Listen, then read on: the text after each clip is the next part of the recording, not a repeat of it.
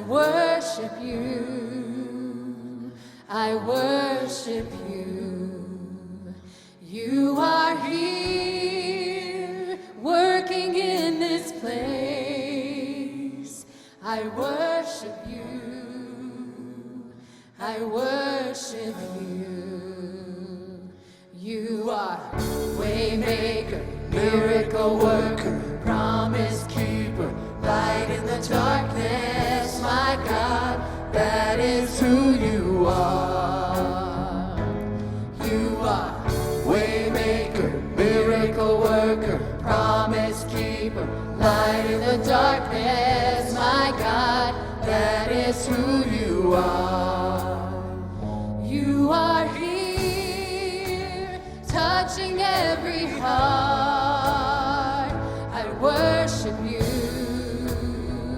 I worship you. You are here, healing every life. I worship you. I worship you.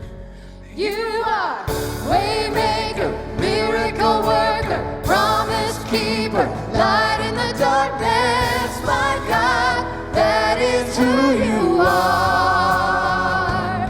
You are waymaker, miracle worker, promise keeper, light in the darkness, my God, that is who you are. That is who you are. That is who you are. That is who you are.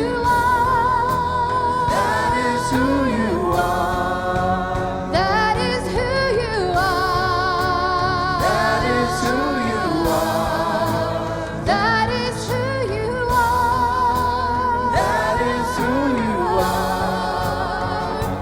You are waymaker, miracle worker, promise keeper, light in the darkness, my God, that is who you are. You are waymaker, miracle worker, promise keeper, light in the darkness, my God, that is who you are. Even when I don't feel it, you're working. Even when I don't feel it, you're working. You never stop. You never stop working. You never stop. You never stop working. Even when I don't see it, you're working. Even when I don't feel it, you're working. You never stop. You never stop working. You never stop. You never stop. You are waymaker, miracle worker, promise keeper, light in the darkness, my God, that is who you are. That is who you are. You are waymaker, miracle worker, promise keeper, light in the darkness, my God, that is who you are. You are here, waymaker. I worship you. I worship you.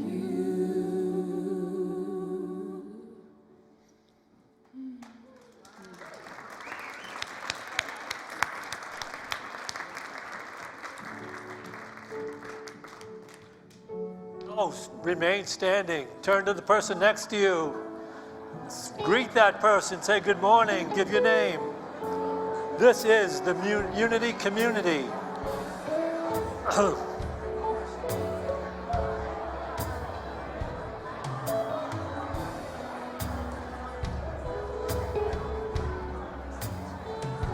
Okay.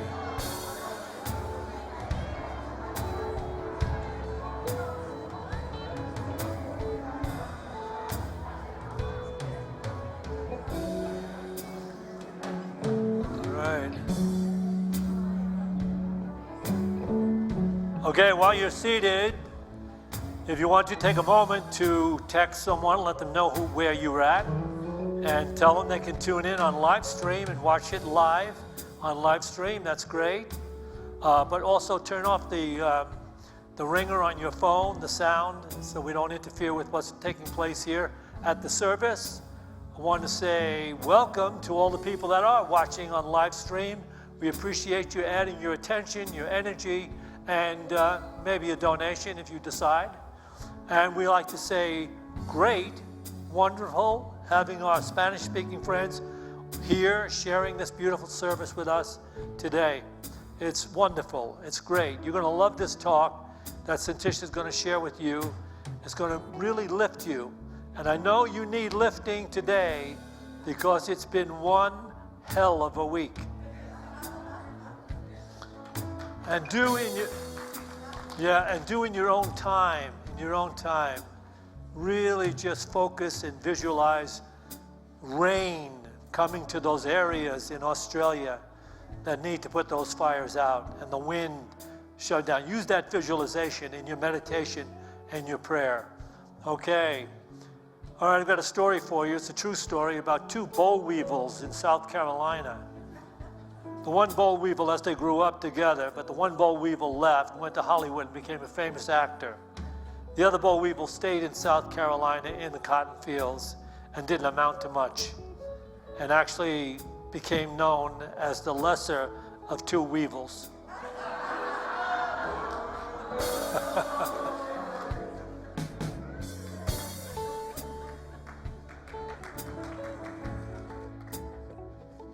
Good morning, everyone.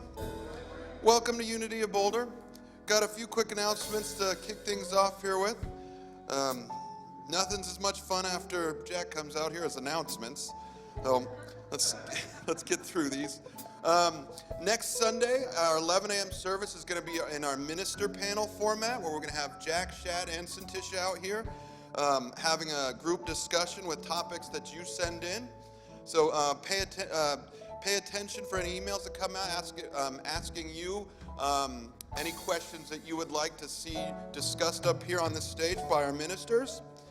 Following our service, our YOU group, that's our high school age congregants, they're having a bake sale over in Fellowship Hall, and that helps them raise money for things like when they go to rallies where they meet the other kids their age from other unities, and super fun events like that. So go over there and they also have some arts and crafts as well, so go check that on out. Starting this month, at the end of the last Sunday of every month, we're going to have our membership class. And this is our class for those of you that would like to be official members of Unity of Boulder. This class will explain everything you need to do to be a member, what it means to be a member. It's from 1 to 3 on the last Sunday of every month from here on out until I tell you otherwise. And last but not least, we do still have some tickets for Marianne Williamson, February 21st, $30. They are going they're going really fast. We are right at the end of those tickets. So if you still want to come see Marianne Williamson and don't have your tickets, you can get them online or directly from me in the bookstore. Following this, there's also VIP tickets where you actually get to come before the actual event and have a meet and greet with Marianne Williamson in a more private setting. And those tickets are $150, and you can get those online or in the office with me. And that is all. Oh. Those of you that have no place to go and want to watch the Super Bowl, we are going to have the Super Bowl being shown downstairs in the middle room. There's some couches. There'll be some refreshments, but bring your own. Anything you want to drink or eat, bring it downstairs for the Super Bowl, which I understand will be kicking off at 6:30 today, but I'm sure that's going to get started down there at the pregame time of maybe 4:30? It's 4:30 today. Okay, kickoff at 4:30. You want to be there? All right, very good.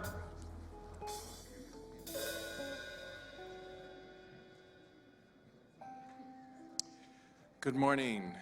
My name is Steve Hayes, and it's my privilege and joy to lead us in a moment of prayer. So I encourage you to just relax in your seats, close your eyes if that feels comfortable for you.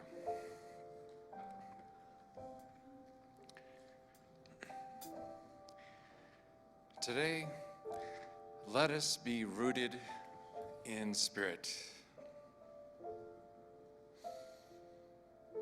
First, let us make space for spirit by breathing together. Take a deep and relaxing breath now.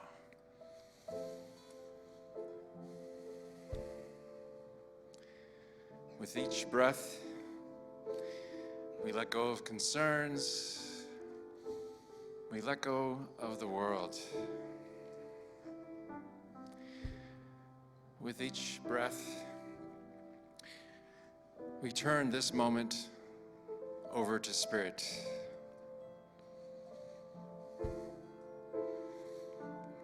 Thank you, God, for space, for the guidance, and for ease. Thank you for opening our hearts and our minds in this moment.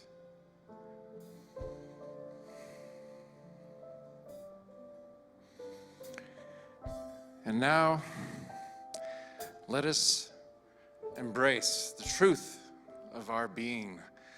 Let us celebrate and acknowledge our connections. We are connected to this earth. And as that connection, we are grounded. We are nurtured. The very order and harmony and beauty of nature is reflected back into our lives, into our thoughts, and into our bodies. Accept this blessing now, the blessing of being connected to this earth.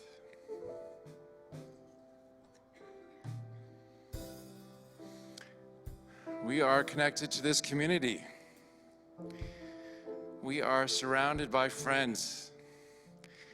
We are supported by spiritual brothers and sisters.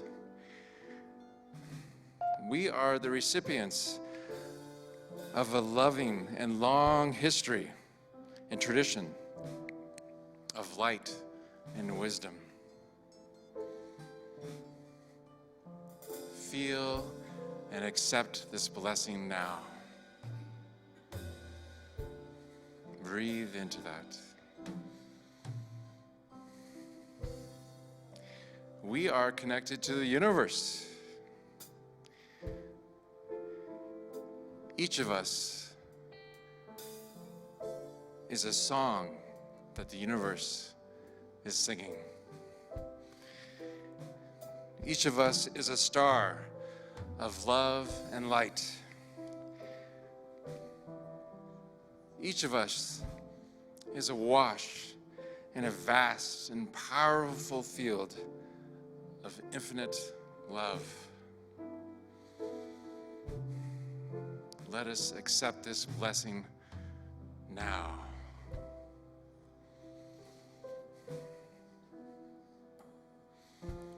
Father, Mother, God, universe, Spirit, we are so grateful for all these connections.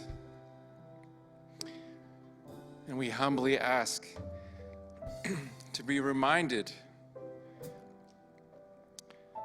of this connection in every moment of our lives.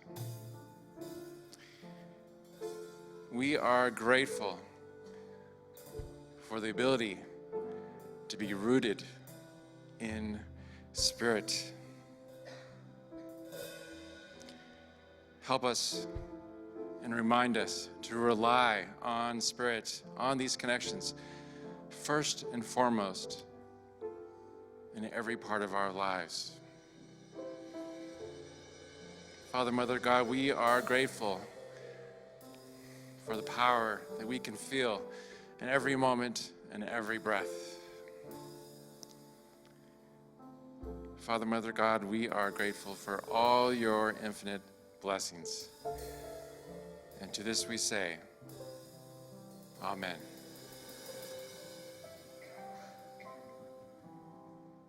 Surely the presence of God is in this place.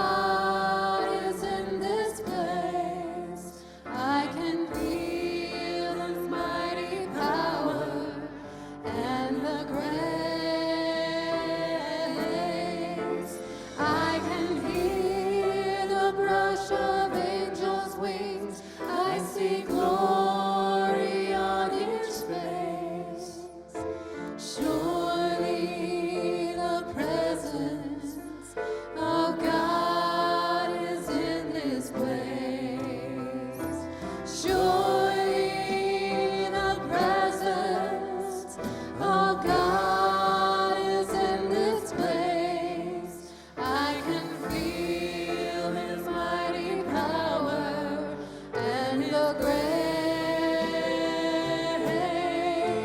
I can hear the brush of angels' wings. I see glory on each face.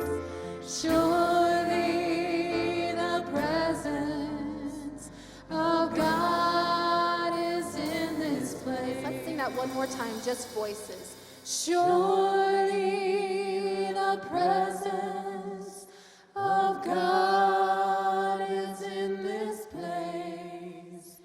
I can feel the mighty power and the grace. I can hear the brush of angels' wings. I see glory on each face. Surely the presence of God is in this place.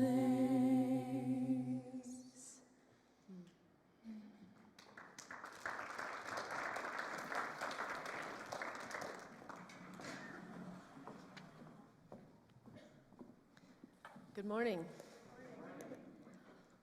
What a beautiful way to start with all that incredible music, right? Oh, surely the presence of God is in this place. And the truth is surely the presence of God is in every place, every moment, every minute. Somehow, though, when we sit together and we collectively connect with one another, we feel that Christ consciousness. We see in the reflection of all the beauty and the energy that's sitting in this room, we're reminded of the beauty of life and this divine energy that's always joining us, directing us, divinely showing the way to that which is needed in our lives.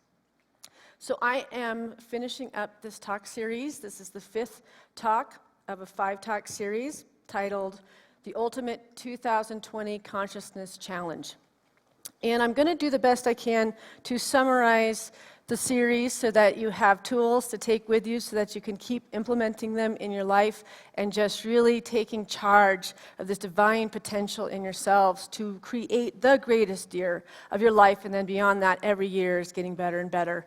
And there's so many different ways to connect with Spirit, and so I'm going to talk about the different weeks and what the points of the sermons were. But I can't go too deeply into it, so if you want to touch base with any of these sermons, you can look at Facebook on unityofboulder.com. In the sermons archive, all the sermons are there. So if there's one that speaks to you, then you can absolutely watch them on your own.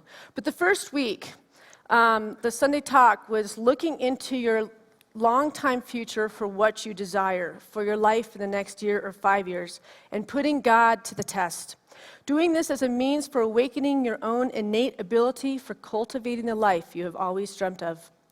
We live a similar life year after year because we aren't committed to changing old behaviors and limited thought patterns that create over and over again similar results. And why is that, you ask? Because you may not feel like you are worthy, or you may doubt the majesty and the manifestating power of God in your life. In John 14:12, it says, "Truly, truly, I tell you, whoever believes in me will also do the works that I am doing. He will do even greater things than these because I am going to the Father." And metaphysically, we always look at the Bible through the lens of the metaphysical, and there's the Bible dictionary that's written by Charles Fillmore, who is the founder of Unity. He says that Father metaphysically means the cause and source of the mind and life that is being expressed everywhere, whether this is known to the senses or unknown to them. Father is the cause and source of the mind and life that is being expressed. So it's this divine, this higher consciousness that we connect with, that you're going to the Father. It's not going to some separate Father that Jesus went to. That this is an ideal that we're reaching for, that when we look from that lens, these divine ideas that are placed like a seed within ourselves, then grow into that which you believe you're worthy of. But if you don't believe that you are worthy, then you will keep reliving the hardships, the disillusion, the way of the human experience instead of the spiritual experience. So that first week was really looking at how do we claim our relationship with this divine Father, which is within us. It's within this divine mind. It's the growing of the seed of spirituality in the being. And when we grow that, we can look upon that which we want to manifest in our lives.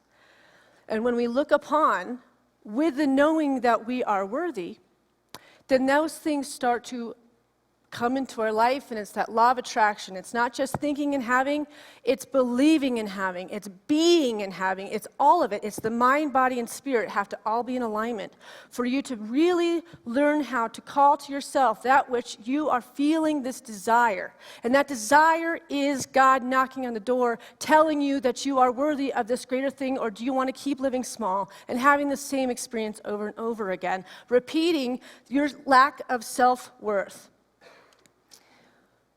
And as a man thinketh, it says it this way: just as a gardener cultivates his plot, keeping it free from weeds and growing the flowers and fruits which he requires, so may a man tend the garden of his mind, weeding out all the wrong, useless, and impure thoughts, and cultivating toward perfection the flowers and fruits of right, useful, and pure thoughts.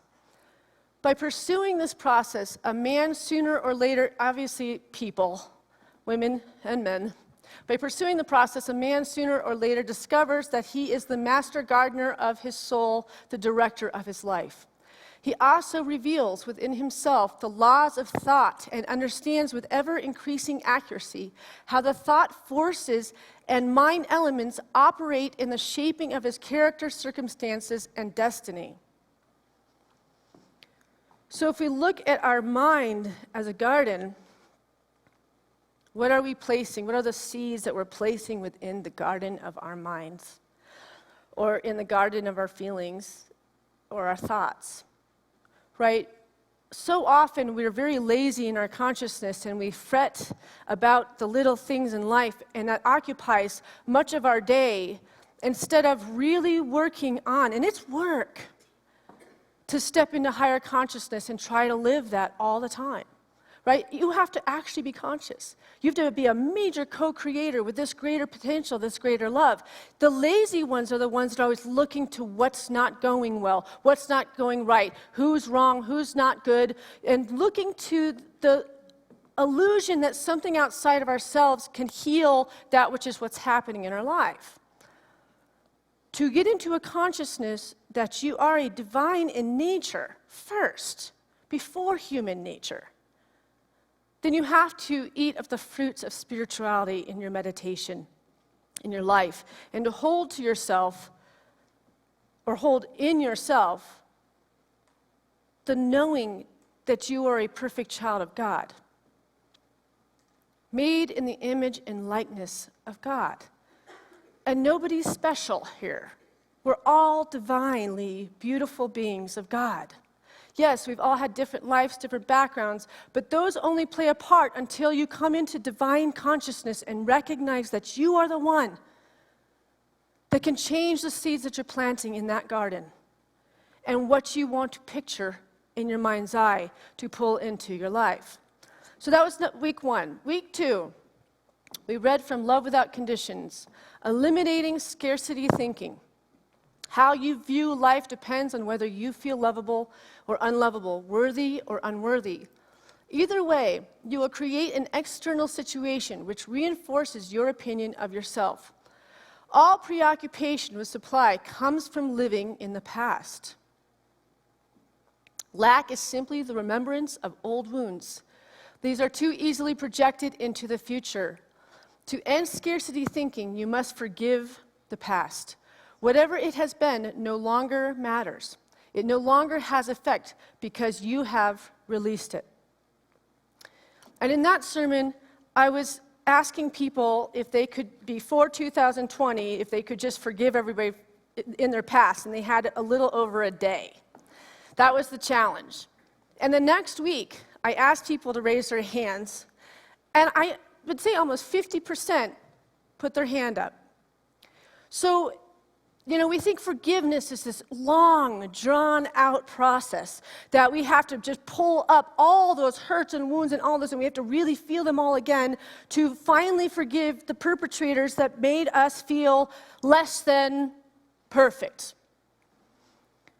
But the truth is the people that made us feel less than perfect did one thing, or maybe two things.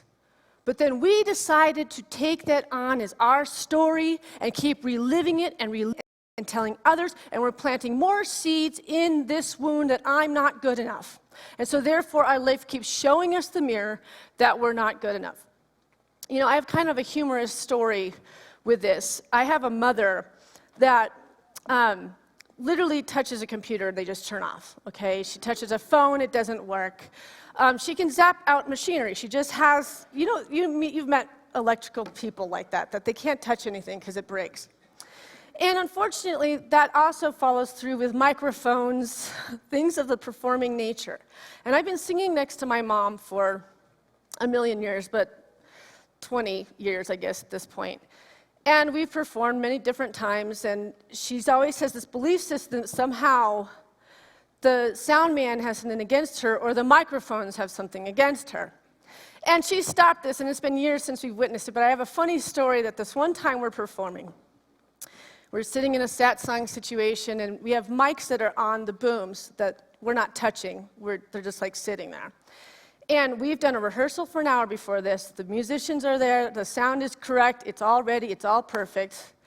We sit down, and we start singing, and immediately, the boom of her mic just starts moving this way. And I'm watching this happen, and it literally just eventually is like pointing out this direction, so far from her mouth, and then it just drops to the ground.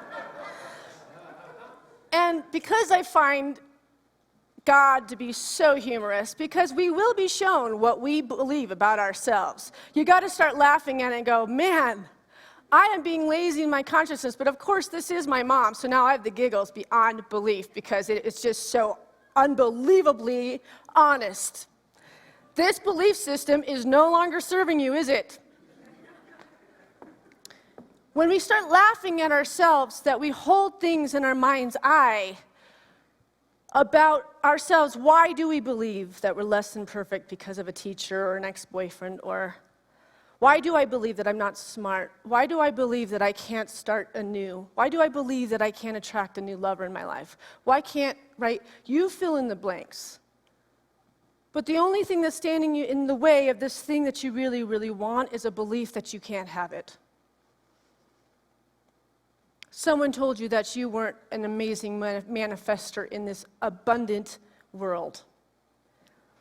And so then your homework is to start speaking affirmations to yourself. Even though, like there's the tapping, this is really good for people with trauma. Even though I failed first grade, I still love myself and completely accept myself. You say whatever it is that you're holding in limitation of yourself. Even though I can't seem to break this addiction, I still love myself and I completely accept myself. You'll find that you'll have less desire for this thing that's bad for you. Even though I'm afraid my marriage is in trouble, I still love myself and completely accept myself. So that's a really powerful way to get out of your own way. We need tools to move the body. We have to move it through ourselves. We have to move it through. Even though I'm starting to believe in this illness, I don't want to believe in this. I still love myself and I know that I can heal. It's speaking to the higher power, to this unbelievable energy that can heal and change absolutely every single thing if you are willing to let it. But we have to get out of the scarcity thinking.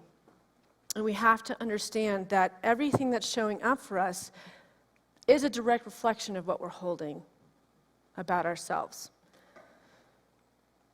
Week 3 was about lost connections, uncovering the real cause of loneliness, an epidemic in Western civilization. I think this might be one of the most important talks as far as coming back into community and recognizing the need more than ever to be with one another, to be walking through this life hand in hand and no longer going as a lone wolf, but actually coming in and knowing that in numbers we are so much more powerful in our brainstorming, in our understanding and listening and thinking, and we broaden our horizons more when we're with each other. We learn from each other. We all can catapult and grow in our consciousness by being around one another. Animals show us how to take care of one another. This is, I was talking in that sermon about how I drive through the country every day. I live out near Lyons, and my kids go to school in hygiene.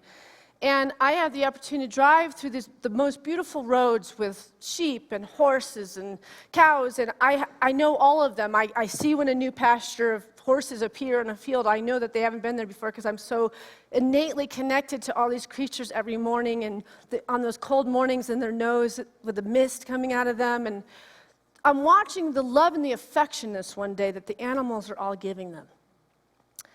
And I'm wondering why I'm dealing with so many people that feel alone in this world and don't feel invited to the dinner table. They don't feel that they have the people to reflect and share their hearts with. They're feeling isolated, and a lot of it, some of it is coming from our cell phones and our iPads and all these ways for us to supposedly interact with each other. But it's missing this. It's missing hand-holding. It's missing connection. It's missing the vibrations that we bring in. We're moving in and through each other all the time, and we're lifting one another. And we're helping those that feel alone and bringing them in. So I talked about bringing back ceremonies like Shabbat. In the Jewish tradition, they spend Friday night to Saturday for 25 hours. It's a time of festivities and sitting at dinner and drinking wine and having food, and children and their cousins are all playing, and there's a sense of community. And it's not just for your big family if you're lucky because you have one of those, but it's to open that table up to invite your friends that don't have that, and to listen to their isolated experience and remember, oh, we're all one. We're all in this together. And that stray one that comes to be with the family usually really stimulates new energy in the family, and the conversations are that much greater. So coming back to community and remembering that we are better as a team. But I was also in that sermon talking about going to ceremonies, equinox celebrations, any type of celebration where you're dancing and you're in community. You don't have to talk to people to be lifted by people, right? Any of these Sanskrit chanting services where you're sitting and you're singing in another language, and for some reason you went in and your whole life felt like it was falling apart, but then when you leave, I'm like, hi, I'm whole, my heart is overflowing. And you wonder, was it the music? Was it the performers because they were so great? Or was it the singing? They say to sing is to pray twice, to be singing with each other and moving in and through each other's energies. And all of a sudden, you weren't thinking about your bad week or your bad day. You were remembering why we are here. There really is nothing out there that we're grasping for that's going to make us happy. It's this. It's connection. The animals seem to understand it, but we seem to be forgetting about connection. That's why we're having a Super Bowl party today. For your families to come, or if you have nowhere that you've been invited to, we want you to be invited to come be a part of your Unity family. We're going to try to do that more and more. We have our Thanksgiving feast every Thanksgiving. The more people come forward and want to host these things here, this building is here for you all to be a part of creating community. It's not just the Groverlands. This is your church, your spiritual center. Come to me. Tell me something you'd like to host. If it's bringing community and it's bringing connection, that's what we're all desiring right now. There's a writer that I read this thing on the internet this week, and I thought it was interesting, and I'd share it. Her name is Anna Merges. We live in a non-linear world. Stop thinking linearly. Once you have accepted this as the test, you'll eventually come to an important conclusion. You can't. By yourself, you can't think non-linearly. This isn't your fault. Individual human beings can't think non-linearly. Only collective intelligences, those agents of intersubjective consciousness, can. To put it more simply, we implement and do things as individuals. We innovate as tribes. And the world we live in today, the world of the 21st century, is a world of continuous innovation. As you begin to awaken to your mission, you will meet others of your tribe. You will recognize them by your common purpose, values, and intuitions, and by the similarity of the paths you have walked. As the condition of the planet Earth reaches crisis proportions, your paths will cross more and more. The time of loneliness, the time of thinking you might be crazy, will be over.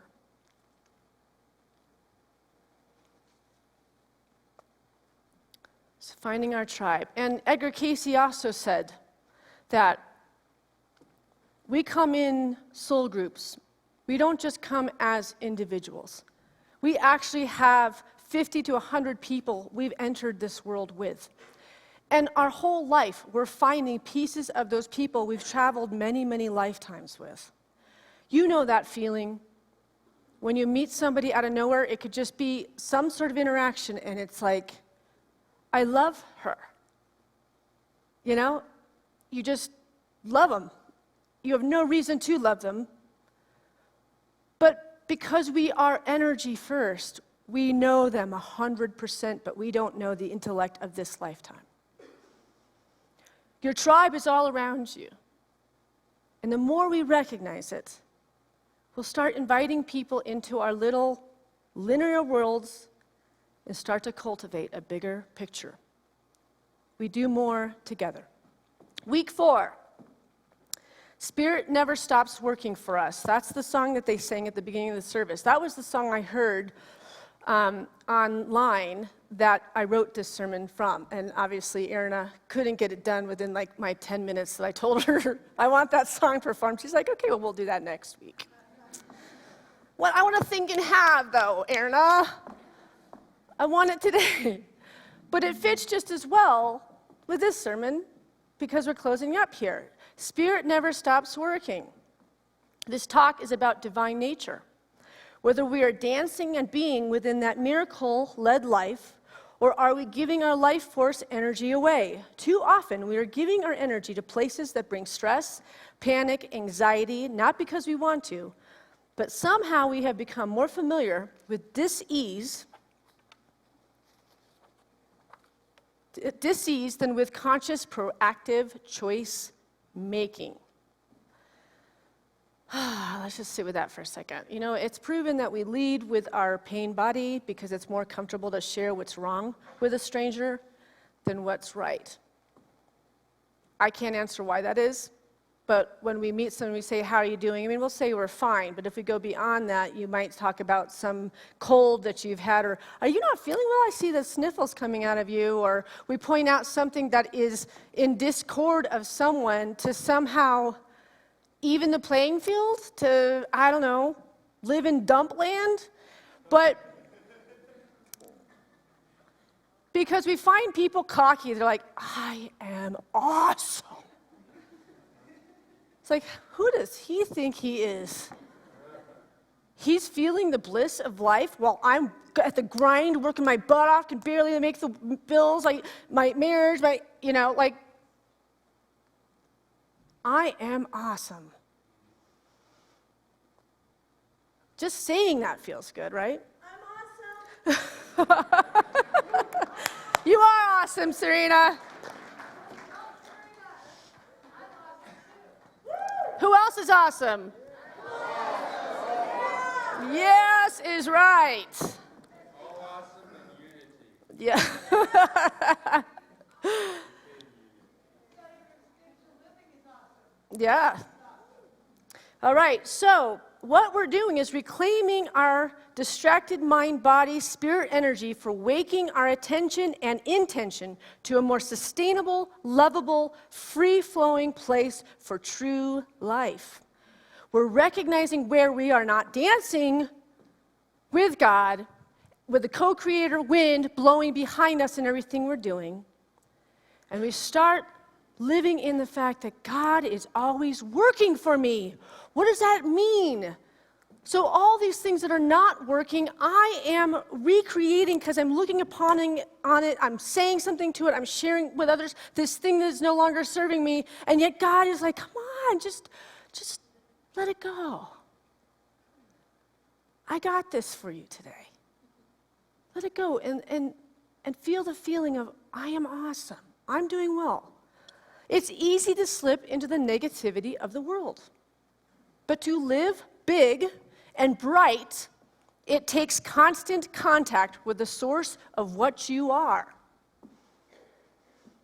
Right? So that means you have to have your practice. You have to start with that meditation. You have to go to sleep with affirmations or thinking of what it is you want to manifest the next day. Or it just could even be like, I just want to feel good when I wake up. Or I want to feel inspired to get back into exercise and feel my divine connection. Can you do that for me, God? God says, oh, yeah. I want to feel good. And when I feel good, I feel God.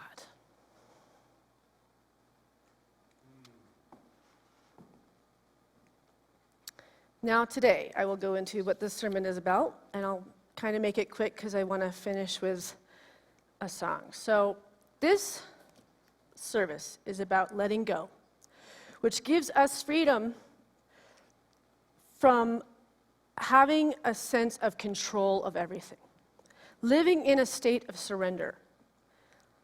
If in our heart we still cling to anything, anger, anxiety, or possessions, we cannot be free. Thich Nhat Hanh says this: as long as there is attachment to things that are unstable, unreliable, changing, and impermanent, there will be suffering, because when they change, our attachments to them will throw us off balance. And the goal is balance. We all experienced this week a tragedy as a country with Kobe Bryant being killed last week on a helicopter with his young daughter. And we watched this be the biggest news above impeachment as a hard thing that this giant of a man, this wonderful man, this athlete, this thing that so many people aspire to be in this world, and then has turned around to be this incredible father and helping other, athletes really build up to this. And how could something so unthinkable happen to somebody like this?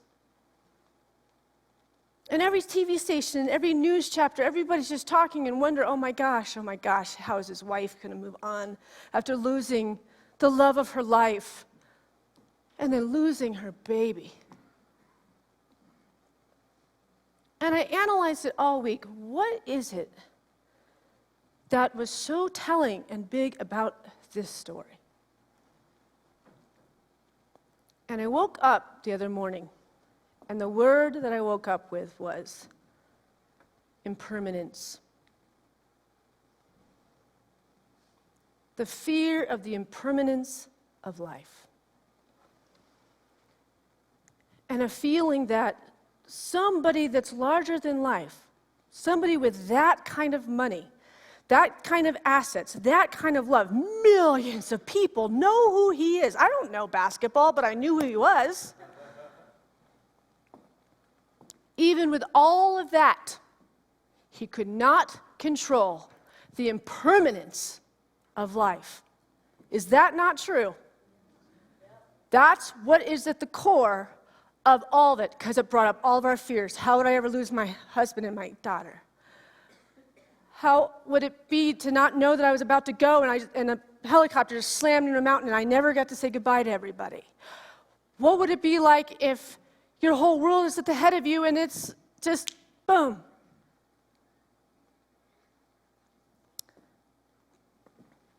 And I sat with that word. And I went to a lake with my dog, and I walked in impermanence. And I had this powerful experience. The word impermanence, it gave me a perspective on my entire life. the chapters of life, how many lifetimes I have lived to this point, the impermanence of my best friends in my life, and they're no longer in my life anymore. The impermanence of a marriage that I would have died for, and that marriage is not there anymore. The impermanence of a child that was born and I had all these dreams of, and then that baby died. If you look back on impermanence, there's a lot of fear around the idea of impermanence. But then I had this thing happen. I was in tears, and I was in joy, and I was in fear, and I was every spectrum of emotions in my body. I was palpating like I was alive. I felt every soul of my being. I was in such deep gratitude, such deep joy, and in such deep pain. It was all of it, all at once. And then I started to think about the things that I still say that keeps me from experiencing the kind of life that I have. I have manifested all of this out of all that impermanence. It has always put me in greater alignment for the life that I live now. This wouldn't be happening in my life right here if all those things came with me. But the impermanence of them leaving destroyed me, and then they built me. But then I had this thinking, this sneaking thing. I always talk about my oldest daughter as if she's just this amazing, she's just abundant. She just thinks something and the phone call comes and she gets it. Like she touches it and it becomes gold. Her thoughts come to gold, and I always go, well, that's Arenya's lifetime. That's the lifetime Arenya's having. And that came to me while I was walking, and I was thinking, and I raised her. I raised that little girl. And she touches everything and turns to gold. So why don't I believe that what I touch can turn to gold? So I started to play with that. What are the things that I've been saying that she can have that I can't have? She's traveled the world. This little girl, her whole life, unbelievable places. I've been nowhere. I've been here in this building.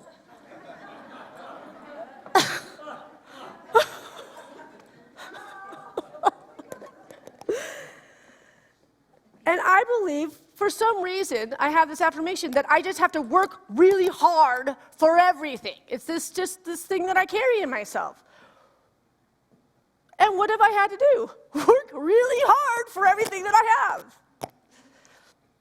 So in that moment of the impermanence, that also is impermanent, though.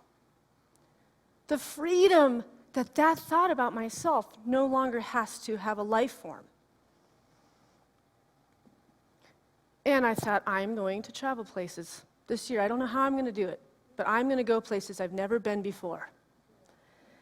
And I went on a hike with my daughter yesterday, and we were hiking. And she said, you know, I'm going to go to Europe for 6 weeks in April. And I was like, oh, really? Is that right? And what we'll be doing, well, I'm going to take some art classes for 2 weeks in Nice, and then I'm going to go to Paris and, yada, yada. And I've learned to be happy for her.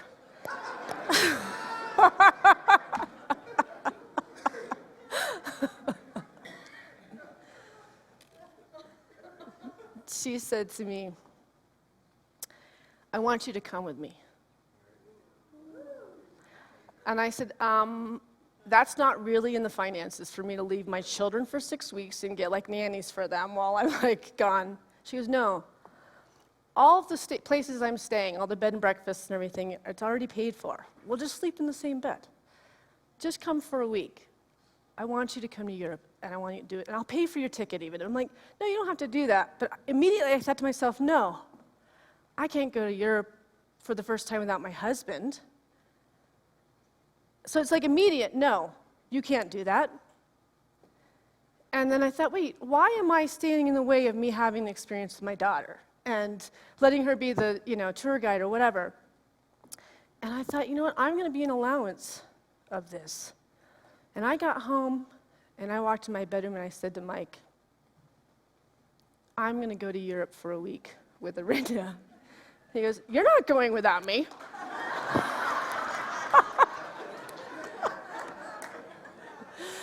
All right, I want to invite Erna out here, and we're going to sing that powerful song again, and we're going to sing it into the difficult, the exciting, the awesome, and let's just move it into our bodies. So let's stand up and get ready to do some singing.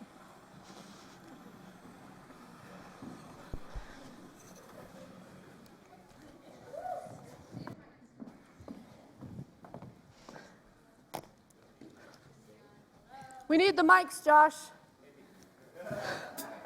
Kind of. Yeah. You guys. There we go. Yeah, sing out. Are you ready? Louie, let's hit it.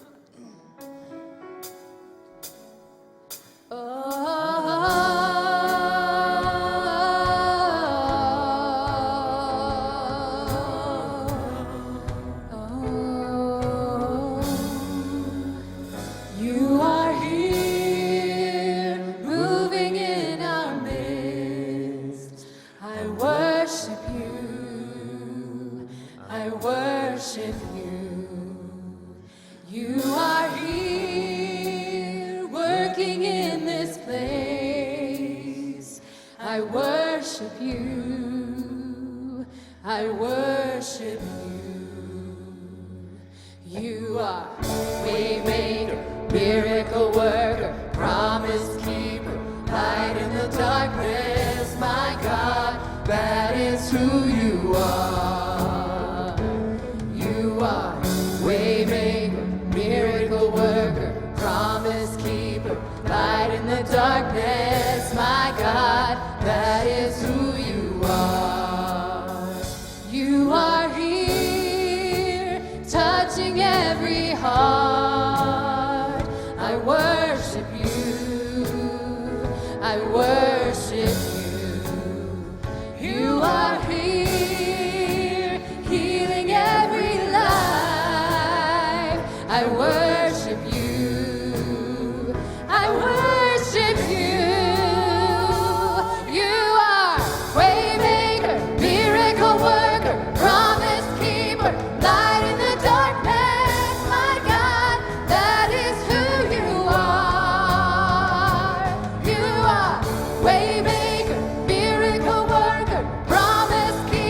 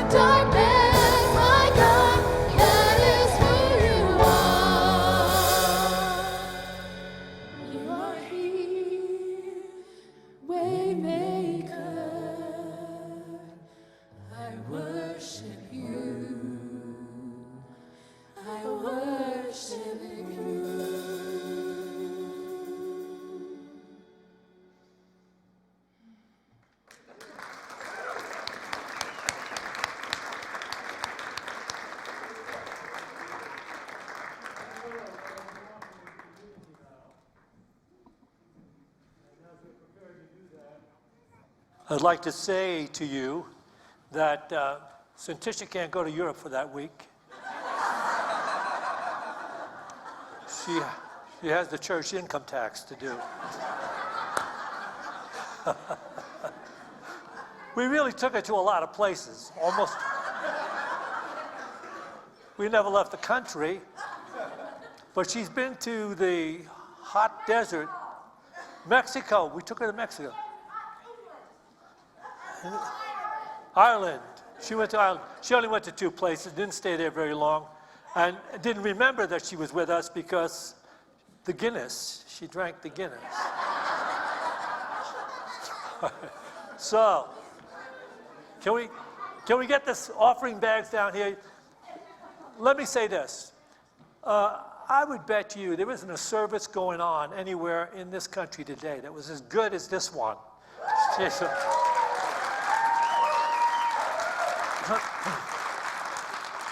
This is spirit. This is joy. This is love. You feel it. Let that be the gratitude you take with you into your life today. Share it with everybody. Feel that joy, that love. And as we take our offerings in our hands, let's bless them with this offering statement. Okay, not putting it up there so I can do my own. Divine love is my true life. Oh, divine love through me. Divine love through me blesses and multiplies all that I have, all that I give, and all that I receive because I give. Okay. Oh, do we have the... Oh, they're good. Come on up here. Oh, we have a pianist.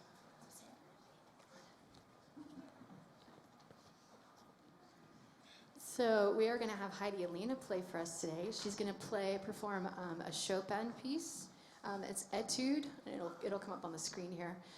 But it's interesting because the etudes, they're musical studies. They're for practicing particular skill or technique. But Chopin himself loved this piece. It was one of his favorite melodies. So it's kind of made its way into the regular work of Chopin. So if you go ahead, it's the Etude Opus 10, number 3.